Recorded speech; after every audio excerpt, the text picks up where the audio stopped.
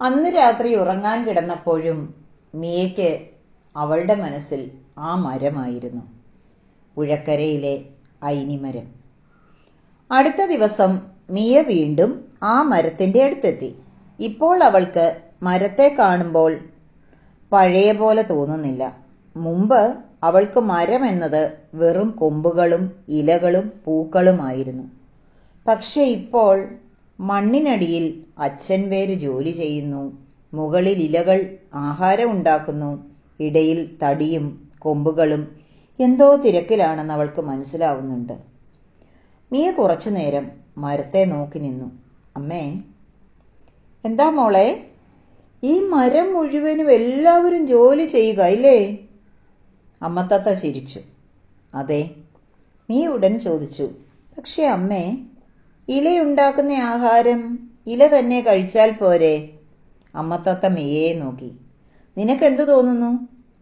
മിയ ഒരു ഇലയെ നോക്കി, പിന്നെ വേരുള്ള മണ്ണിലേക്കും നോക്കി. അവൾ കുറച്ചു നേരം ആലോചിച്ചു. അച്ഛൻ വേര് താഴെ നിന്ന് വെള്ളം അയച്ചു തന്നല്ലോ. അതെ. അപ്പോൾ ഇലയുണ്ടാക്കുന്ന കുറച്ച് ആഹാരമെങ്കിലും അച്ഛൻ വേരിനും കൊടുക്കേണ്ടേ? അമ്മത്തത്തയുടെ കണ്ണുകൾ സന്തോഷം കൊണ്ട് തിളങ്ങി. സത്യം. ശരിക്കുമോ? അതെ മോളെ, ഇലയുണ്ടാക്കുന്ന ആഹാരം ഇലയിൽ മാത്രം നിൽക്കില്ല, അത് മരത്തിന്റെ മറ്റ് ഭാഗങ്ങളിലേക്കും പോകും. മിയ അത്ഭുതപ്പെട്ടു. താഴേക്കും പോകുമോ? പോകും. വേരിലേക്കും പോകും, പൂക്കളിലേക്കും പോകും, കായയിലേക്കും പോകും. മിയ പെട്ടെന്ന് ചിരിച്ചു. അമ്മേ, ഇത് നമ്മുടെ വീട് പോലെ തന്നെയാണല്ലേ? അതെങ്ങനെ മിയ? അമ്മ ഭക്ഷണം കൊണ്ടുവരും. അമ്മത്താത്ത ചിരി ഒതുക്കി. മിയ തുടർന്നു. പക്ഷേ അമ്മ ഒറ്റയ്ക്ക് മുഴുവൻ കഴിക്കില്ലല്ലോ. അത് ശരിയാ. എല്ലാവർക്കും തരില്ലേ? തരും. അപ്പോൾ ഈ ഇലയും അതുപോലെ തന്നെയാണല്ലേ? അടുത്തിരുന്ന മിന്നി ഇത് കേട്ടു. മിന്നിക്ക് അങ്ങനെ തോന്നിയിരുന്നു. ഇന്ന് മിയ ഇലകളെയും അമ്മയാക്കി കഴിഞ്ഞു. ഇനി വേരിനെ അച്ഛനെന്നും വിളിച്ചല്ലോ. ഈ മരം മുഴുവൻ ഒരു കുടുംബമാകുമോ എന്തോ.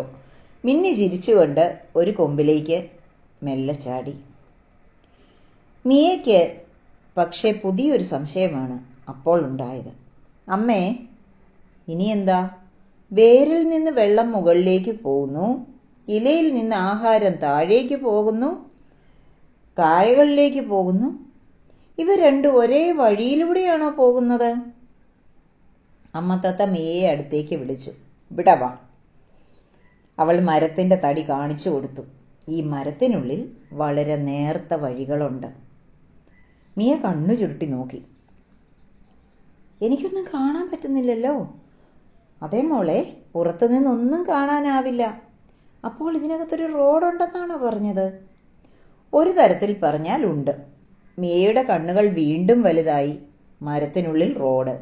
അമ്മത്തത്ത ചിരിച്ചു. ഒന്ന് വെള്ളം മുകളിലേക്ക് എത്തിക്കുന്ന വഴി, മറ്റൊന്ന് ഇലയുണ്ടാക്കുന്ന ആഹാരം മരത്തിന്റെ മറ്റു ഭാഗങ്ങളിലേക്ക് എത്തിക്കുന്ന വഴി. മിയ അത്ഭുതത്തോടെ തടിയെ തൊട്ടു നോക്കി. അമ്മേ, ഇത്രയും കാര്യങ്ങൾ ഇതിന്റെ അകത്ത് നടക്കുമ്പോൾ പുറത്തുനിന്ന് എന്താ ഒന്നും കാണാത്തത്? അമ്മത്തത്ത പതുക്കെ പറഞ്ഞു. പ്രകൃതിയിലെ പല വലിയ കാര്യങ്ങളും അങ്ങനെ തന്നെയാണ് മോളെ. പുറത്തുനിന്ന് നമ്മളൊന്നും കാണില്ല, പക്ഷെ അകത്ത് ജോലി നടന്നുകൊണ്ടിരിക്കും. മിയ നിശബ്ദമായി. കാറ്റ് പതുക്കെ വീശി. ഒരില അവളുടെ തലയിൽ തട്ടി, പിന്നെ മാറി. മിയ വീണ്ടും ചോദിച്ചു.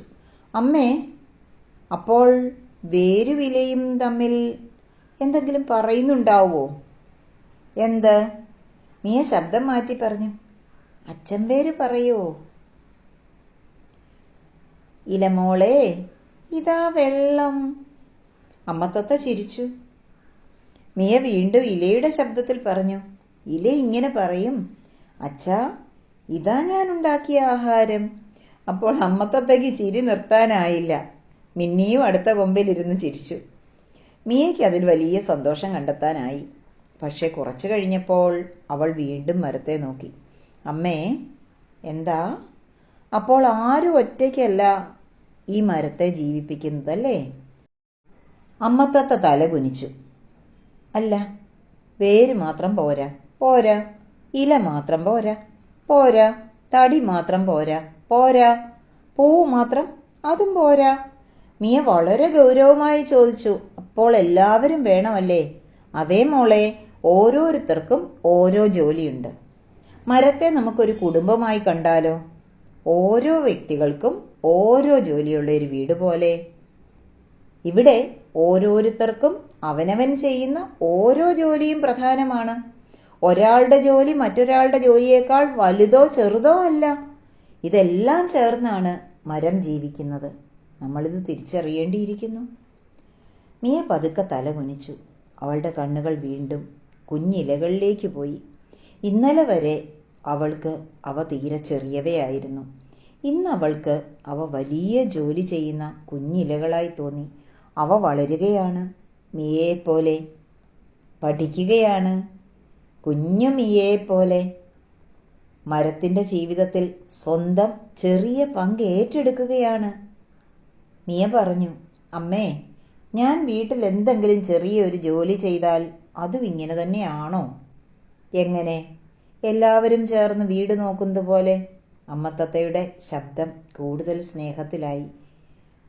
അമ്മത്തത്ത വാത്സല്യത്തോടെ കുഞ്ഞിനെ ചേർത്ത് പിടിച്ചു. അതേ മോളെ, ഒരു വീട്ടിലും ഒരാൾ മാത്രം എല്ലാം ചെയ്യേണ്ടതില്ല. ഓരോരുത്തരും തങ്ങൾക്ക് കഴിയുന്ന ചെറിയ ചെറിയ കാര്യങ്ങൾ ചെയ്താൽ മാത്രം മതി ഒരു വീട് സന്തോഷത്തോടെ മുന്നോട്ട് പോകാൻ. മിയ ഉടനെ ആവേശത്തോടെ ചോദിച്ചു, അമ്മ തന്നെയല്ല എല്ലാ ജോലിയും ചെയ്യേണ്ടത്, അല്ലേ അമ്മേ? അപ്പോൾ ഇന്ന് ഞാൻ എന്താണ് ചെയ്യേണ്ടത്? അമ്മ പറഞ്ഞോളൂ. അമ്മത്തത്ത ചിരിച്ചു. അത് ഞാൻ പറയണോ? മിയ ഒന്ന് ചിന്തിച്ചു. മിയ ചുറ്റും നോക്കി. അവരുടെ കൂടിനടുത്ത് രാവിലെ കഴിച്ച പഴത്തിൻ്റെ ചെറിയ തൊലികൾ കിടക്കുന്നത് കണ്ടു. മിയ ഒന്നും പറയാതെ പറന്നുപോയി. ഒന്നൊന്നായി അവയെടുത്തു കുറച്ചകലെ അമ്മത്തത്ത പറഞ്ഞയിടത്ത് കൊണ്ടുപോയി വെച്ചിട്ട് വന്നു. തിരിച്ചു വന്നപ്പോൾ മുഖം അഭിമാനത്താൽ തുടിക്കുന്നുണ്ടായിരുന്നു. അമ്മേ, എന്താ മോളെ? ഞാൻ എൻ്റെ ജോലി കണ്ടുപിടിച്ചു. അമ്മത്തത്ത സ്നേഹത്തോടെ അവളെ ചേർത്ത് പിടിച്ചു. അവളുടെ തലയിലൊന്ന് കൊത്തിയണച്ചു. അതാണ് മോളെ വളർച്ച.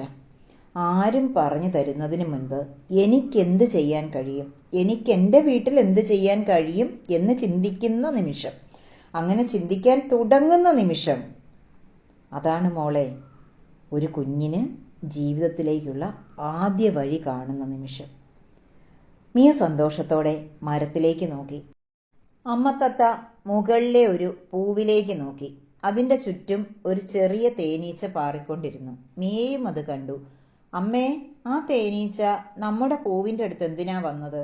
അമ്മത്തത്ത ചിരിച്ചു. അതറിയണമെങ്കിൽ നാളെ വരെ കാത്തിരിക്കണം. മിയ ഉടൻ മുഖം ചുളിച്ചു. ഈ മരത്തിലെല്ലാം നാളെയാണല്ലോ. അമ്മത്തത്ത പൊട്ടിച്ചിരിച്ചു. കാറ്റിൽ ഇലകളും ചിരിക്കുന്നത് പോലെ ഇളകി. പക്ഷേ മിയ ആ തേനീച്ചയെ നോക്കിക്കൊണ്ടിരുന്നു. അവളുടെ മനസ്സിൽ അടുത്ത ചോദ്യം ഇതിനോടകം ജനിച്ചു കഴിഞ്ഞിരുന്നു. പ്രകൃതി മേയയോട് അന്ന് പറഞ്ഞ പാഠം ഇതായിരുന്നു: നമ്മൾ ഒറ്റയ്ക്ക് വളരുന്നില്ല. ഓരോരുത്തരും സ്വന്തം ചെറിയ പങ്കുകൾ വഹിക്കുമ്പോഴാണ്, അത് ഉത്തരവാദിത്തത്തോടെ ചെയ്യുമ്പോഴാണ് ഒരു കുടുംബവും മുന്നോട്ട് പോകുന്നത്. കുടുംബം മാത്രമല്ല, ഒരു സമൂഹം മുന്നോട്ട് മനോഹരമായി പോകണമെങ്കിൽ എല്ലാവരും ഒത്തുപിടിച്ചേ മതിയാവൂ. കുട്ടികളിൽ ഭാവന ഉണർത്തുവാനുള്ള മിയയുടെ കഥകൾ എല്ലാവർക്കും ഇഷ്ടമാകുന്നുണ്ടല്ലോ അല്ലേ? അച്ഛൻ്റെയോ അമ്മയുടെയോ അടുത്തിരുന്ന് മിയ കഥകൾ കേൾക്കുക.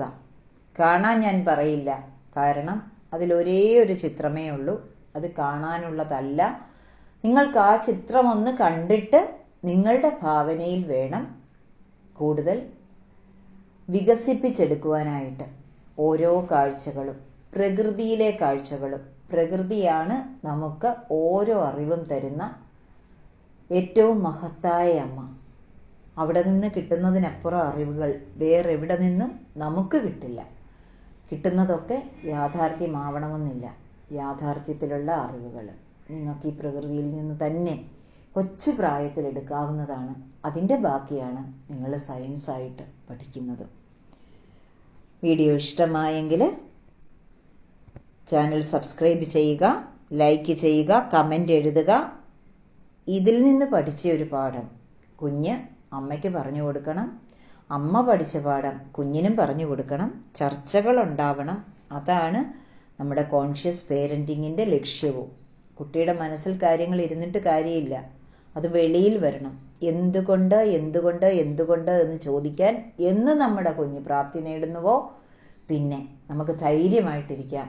കുട്ടി പഠനത്തിൻ്റെ ആസ്വാദനത്തിലേക്ക് എത്തിക്കഴിഞ്ഞു എന്നാണ് ആ സൂചന. Love you all.